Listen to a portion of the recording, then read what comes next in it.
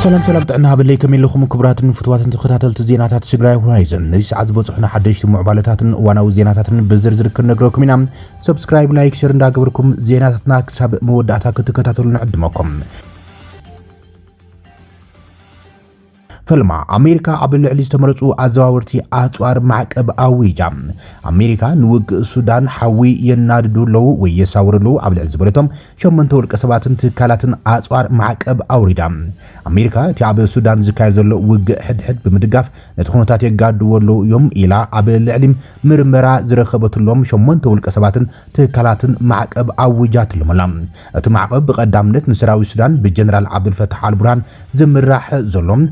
زغوزون زغربون تكالات زملكتيوم مجلسي منستر جنزب أمريكا كم زولون تخوينم ديفنس اندستريال سيستم دي اي اس تبهال عبي ناي مكلاخل اندستري السودان نسراوي السودان أزوار تشكركرتن كالوت وتهدراوي مسارحيتاتن بمقرابيا كيساتهم ازي تكالما زم مسارحيتات ببزحيم كاب إيران كالوت دقفتي هاجراتن كم زغز تغليص علم بتوساخي دي اي اس بتحتي زلم كم جي اي اي دي اندستريال جروبن جياد اندستريال جروبن كمون جود اندستريال جروب ዝተባሃሉ ትካላት አብሉም በዚያ ግልጽነትን ሰንሰለታዊ ዝኾነ መንገድም ቢሊዮናት ዶላር ከም ዘንቀሳቀሱም መግለጺ ቤት ግምጃ አሜሪካ ምልክት ዘሎም ቤት ግምጃ አሜሪካ አብ ልዕሊ ዲአይኤስ ጁይድን ድሮ አብ 2023 ማዕቀብ አምቢራትሎም ከም ዝነበረሰ ዘኻኺረሎም በዚ ድማ መልቲ አክቲቪቲስ ካምፓኒ ሊሚትድ ቢጁይድ አብሉም ዲአይኤስ ዝቆጻጸሩ ትካል ዋና ካይድ ስራሕ እቲ ትካል ዝኾነ ታሪክ ሁሴን መሐመድ ማዳኒም ኤስቢኤል ኢንጂነሪንግ አብ ህንዲ ዝመደብሩም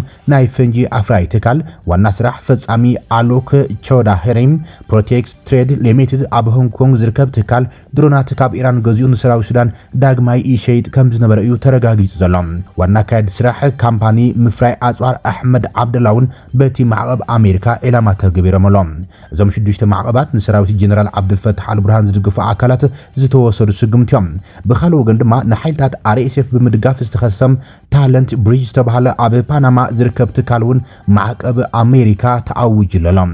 ትካል ዝቀደሙ አባላት ሰራዊት ኮሎምቢያ ብምልማል ናብ አርኤስኤፍ ከም ተዋጋእቲ የቅርብ ከም ዝነበረ ይከሲስዎም ከሙን ፍሮንት ካምፓኒ ተባሃለ ትካልን አመራርሑ ዝኾኑ ናይ ፓናማ ዜጋታትን ምዝ ጉዳይ ብዝተኣሳሰር መንገዲ አብ ትሕቲ ማዕቀብ አሜሪካ ከም ዝኣቶም መግለጺ ሚኒስትሪ ቤት ግምጃ አሜሪካ መልክተሎም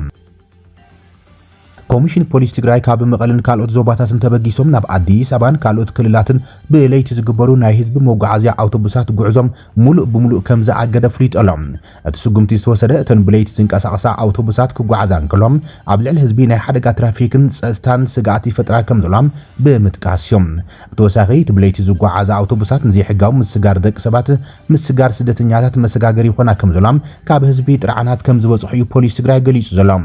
መንግስቲ ትግራይ ዝበሎም ህላውን ድሕነትን ህዝቢ ትግራይ ንምሓሲሉ ኣብ ዞር ሕዚም ኣብ ዘውፅኦ ኣዋጅ ህጽዋን ዝኾነ ትግራዋይ ካብ ዝቀረበሉ ጻውዒት ክተት ወይ ካብ ምስላፍ ንምምራጥ ብምሕሳብ ዝተፈላለዩ ሜላታት ምትላል እንተተጠቂሞም መቕጻዕቲ ክወሃቦ ምዃኑ ምግላጹ ዝከረም ቅድሚ ሕዚ ኣብቲ ክልል ብለይቲ ዝግበሩ ጉዕዞታትን ህዝባዊ መጓዓዝያ ይፍቀድ ነይሮም እንተኾነ ብመሰረት ሓላፊ መምርሒ ትራፊክ ፖሊስ ኮሚሽን ትግራይ አቶ አብርሃ ወረደም ዝተፈረመሉ ወጋዓዊ ደብዳቤም ዝሓድሽ እገዳዚ ካብ 18 ሰነ 2018 ዓመተ ምህረት ጀሚሩ ኣብ ግብሪ ዝወዓለ ኮይኖም ካብ ምሸት ሰዓት 12 ፈረቓን ክሳብ ንግሆ ሰዓት 11 ፈረቓን ለይቲም ዝግበር ዝኾነ ይኹን ጉዕዞ ካብ ትግራይ ወጻኢ ጠጠው ንክብል ዝዝዮም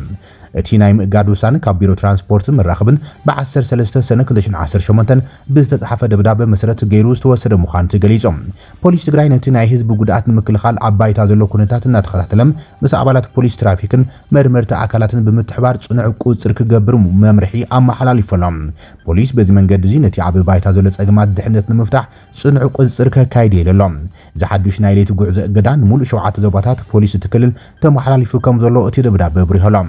ክልላዊ መንግስቲ ትግራይ ተባሂሉ ዳግም ብህወሓት ዝተመስረተ ንትግራይ ዘመሓድር ዘሎ አካል ኣብ ዝወርሕም ኣብ ዘውፅኦ ኣዋጅ ህጽዋን ኣብ አንቀጽ 31 ንኡስ አንቀጽ 2 ሃብቲ ተፈጥሮ ንምጋዓዝ ብዘይሕጋዊ ተሽከርከርቲ ዝተጠቐመም ኣገልግሎት መጓዓዝያ ዝሃበ ካብ 30,000 ክሳብ 50,000 መቕጻዕቲ ከም ዘቐመጠ ተፈሊጦሎም ተወሳኺ ቀጥታ ይኹን በተዘዋዋሪ ኣብ መዳይ ኢኮኖሚ ምስ ጸላኢ ሓቢሩም ናይ ትራንስፖርት ኣገልግሎት ዝሓዘ ወይ ዝሓገዘ ሰብ ብጽኑዕ ማእሰርትን ገንዘብን ከም ዝቐጽዕ ይዘገድድ እቲ ብሽም ክልላዊ መንግስቲ ትግራይ ዝተባሂሉ ዝወፀ ኣዋጅ ህወሓት ከም ሂውማን ራይትስ ዎችን ሕብረት ኣውሮፓን ኣሜሪካን ዝኣመሰሉም ዝተፈላለዩ ትካላት ተቃውሞኦም ብጥብቂ የስምዑም ዘሎም ህዝባዊ ወያነ ሓርነት ትግራይ ሕብረት ኣውሮፓ ዘርግሖ መግለጺ ብትርነጽ ይጎሎም ልኡኽ ሕብረት ኣውሮፓ ዘውፅኦም መግለጺ መስረት ዘይብሉን ዝተጋገየ ሓበሬታ መስረት ዝገብሮ እዩ ዝበለ ህወሓት ስምምዕነት ፕሪቶሪያ ዝጥሕዝ ዘሎ መንግስቲ ፌደራል እዩ ኢሉ ህወሓት እቲ ልኡኽ ሕብረት ኣውሮፓ ኣብ ልዕሊ እዋናዊ ኩነታት ትግራይ ዘውፅኦም መግለጺ ትክክለኛ መረዳእታ ዘይብሉን ኣብ ባይታ ዘሎ ሓቂ መስረት ዘይገበረን እዩ ክብል ነጺግዎሎም ቤት ጽሕፈት ህወሓት ኣብ ዘርግሖ ወጋዕ መግለጺ እቲ ሕብረት ኣውሮፓ ህወሓት ግዝያዊ መንግስቲ እንዳሕሎም ጎናዊ ባይቶ ክልል ምጽውዕን ጉዱድ በይናዊ ምልመላ መንእስያት የካይድሉ ዝበሎም ኣብ ዝተጋገየ ሓበሬታት መስረት ዝገብረ ክብል ነጺጎም እቲ ቤት ምኽሪ ቀዲሙ ብህዝቢ ዝተመረጸ ምዃንን ስርሑ ዝቐጸለ ድማ ምስ መላእ ሕብረተሰባት ኣብ መላእ ትግራይ ሰፊሕ ዘተ ተገይሩልን ብኩለን ወረዳታትን ጣብያታትን ተቐባልነት ምስ ረኸበም ምዃኑ ህወሓት ገሊጹ ዘሎ ኣብቲ መግለጺ እቲ ኣብ ክልል ትግራይ ዘሎ ግዝያዊ ምምሕዳር ረብሓ ህዝቢ ክውሕስ ከም ዘይከኣልን ከም መቐጸልታ ፌደራል መንግስቲ ኣብ ልዕሊ ትግራይ ዝኽተሎ ፖሊሲ ጥፍኣት ንክሰርሓም ዝተገብረ ምዃኑ ገሊጾም ብተወሳኺ መንግስቲ ፌደራል ንህወሓት ንሕጋውነት ንምክልኻል ብምፍታን ቀንዲ ዓንቀጻት ስምምዕነት ብምፍራስን እቲ ናይ ፕሪቶሪያ ስምምዕነት ብቐጻሊ ይጥሕሶ ከም ዘሎ ከሲሶም ብስንክቲ ዝተፈጠረ ፖለቲካዊ ቅልውላው ኣብ ልዕሊ ትግራይ ዝተነበረ ናይ ነዳድን ንግድታትን እገዳታት ህዝቢ ንከቢድ ቁጠባዊ ጸገምን ዝቕባብ ዋጋን ከም ዘቃልዖም ተመዛበልቲ እውን ኣብ ትሕቲ ከቢድ ኩነታት ከም ዝርከቡ ህወሓት ገሊጾም ህወሓት ብተወሳኺ ኣብ ዙርያ ትግራይ ዝግበር ዘሎ ሰፊሕ ወተሃደራዊ ምንቅስቓስን ናይ ድሮን መጥቃዕትታትን ሓደሽቲ ኩናት ናይ ምውላዕ ስጋታት ከም ዝፈጠረ ብምሕባር ሕብረት ኣውሮፓ እዚ ጉዳይ እዚ ስቕ ምባሉ ዝሕዝን ኢልዎም ኣብ መወዳእታ ህወሓት ንሰላምን ዘተን ዘለዎ ጽኑዕ ድልውነት ብምግላጽ ህዝቢ ግን ካብ ዝኾነ ይኹን ህላዋዊ ስጋት ርእሱ ናይ ምክልኻል መሰል ኣለዎ ክብል ገሊጾም ሕብረት ኣውሮፓን ህጉራውያን መሻርክትን ድማ መንግስቲ ፌደራል ካብ ተወሳኺ ምድንጓይ ወፂም ናብ ናይ ሓቃዊ ፖለቲካዊ ዘተ ንክመጽም ንጽውዕ ኢለሎ ህወሓት እንተኾነም ኣብ ዙርያ ትግራይ ዓብይ ወተሃደራዊ ምልዓላትን መጥቃዕትን ከምኡን ስለያ ድሮንን ከም ዘሎ ብምሕባር ሰበስልጣን ነቲ ህዝቢ ካብዚ ናይ ህላዊ ስጋት ናይ ምክልኻል ሞራላውን ሕጋውን ሓላፍነት ከም ዘለዎ እዮም ዝገልጹ ዘሎ ህወሓት ኣብ ትግራይ ኣብ ዝተፈላለዩ ከባቢታት ጽዑቕ ወተሃደራዊ ግፋታት ይካየዱ ከም ዘሎም ኣብ ዝተፈላለዩ ማሕበራዊ መራኸቢታት ብስፍሓት ይወጽኦም ዘሎም ነቲ ዝግበር ዘሎ ስጉምቲ ጉዱድ ዕስክርና ሕጋዊ ንምግባር ዝወፀ ኣዋጅ ህወሓት ክትግበር ትእዛዝ ተመሓላሊፉ ከም ዘሎን ሰፊሕ ተቃውሞ ድማ ኣብ ትግራይ ኣጋጢሞ እዩ ዘሎ እዚ ከም ዝልን ከሎ እዩ እዚ ናይ ሕዚ ምልዋጥ መግለጫታት ዝመጽእ ዘሎ ንኽልተ ዓመታት ዝቐጸለን ኣማይተ ሸሓት ዝቑጸሩ ሰባት ዝቐዘፈን ዓሰርታት ኣሽሓት ዘመዛበለን ደማዊ ኩናት ዘብቅዐ ስምምዕነት ሰላም ፕሪቶሪያ ንሓደጋ ኣብ ዝተቃልዐሉም ተኣፋፊ እዋን እዮም ስምምዕነት ፕሪቶሪያ ኣብ ሕዳር 2022 እኳ እንተተኸተመም ሙሉእ ተግባሩ ግን ዛጊድ ኣብ ዓብይ ሓደጋ ይወዲቕ ዘሎ ኣብ ፍሽለ ተፈጻጽሙ ድማ ክልቲኦም ፈረምቲ ወገናት ንሕድሕዶም እናተኻሰሱ እዮም ዘሎ ብኣማይተ ሸሓት ዝቑጸሩ ተመዛበልቲ ዛጊድ ናብ መርበቶም ክምለሱ ብዘይምኽኣሎም ኣብዚ እዋን ክረምቲ ይኣቱ ኣብ ዘለሉም ኣብ መዕቆቢ ደንበታት ብከቢድ ይሳቆዮም ዘሎም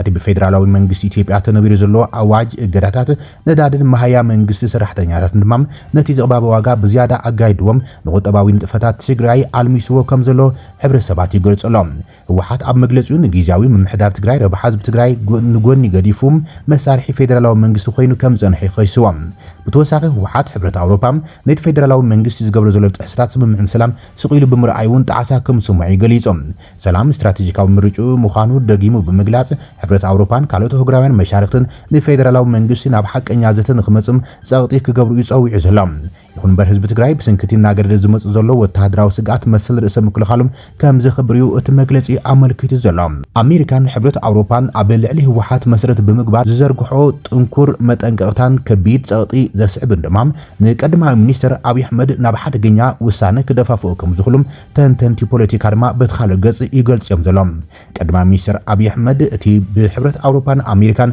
ዝወጹ ዘለዉ ኣብ ልዕሊ ህወሓት ኢላማ ዝገብሩ ዲፕሎማስያዊ ጸቕጥታት ድማ ስጉምቲ ንኽወስድ ቆጻል መብራህቲ ክኸውን ከም ዝኽእል ስጋኣቶም ዝገልጹ ወገናት ኣለዉ እዮም እዚ ድማ መንግስቲ ኢትዮጵያ ኣብ ትግራይ ብኣሜሪካን ሕብረት ኣውሮፓን እውን ብግልጺ መግለጺ ወፂሎም ዘለዉ መራሕቲ ህወሓት ኢላማ ንምግባር ወተሃደራዊ ወፍሪ ዳግማይ ንኽጅምር ክደፋፍዎ ከም ዝኽእል እዮም እቶም ተዓዘብቲ ስጋኣቶም ዝገልጹ ዘሎም ቤት ምክሪ ሰላምን ለውጥን ትግራይ ኣብ ትግራይ ዝምዕብል ዘሎ ዘስግእ ኩነታት ስዒቡ መጠንቀቕታ ውፅሎም ህዝቢ ትግራይ ብናይ መራሕቱ ድኽመትን ግዳማዊ ቅርሕንትን ብተደጋጋሚ ናብ ዘይደለዮ ኩናት ብምታም ኣማይተ ሸሓት ደቂቡ እንዳገበረ ክብሩን መንነቱን እንዳሓለወ ዝመጽእ ህዝቢ ዝበለት መግለጺ ናይ ዝመቐጸልታ ዝኾነ 2013 ዓመት ምረት ዝተወልዐ ኩናት እውን ብመሪር ተጋድሎ መከይቱ ብስምምዕነት ሰላም ፕሪቶሪያ ክኽንበት ገይሩ እዩ ኢሎም ቤት ምክሪ ሰላምን ለውጥን ትግራይ ይኹን እምበር ብዘይካ ህውከትን ኩናትን ክነብሩ ዘይኽእሉ ተረፍ መረፍ ነበር ህወሓትን መጻምዶምን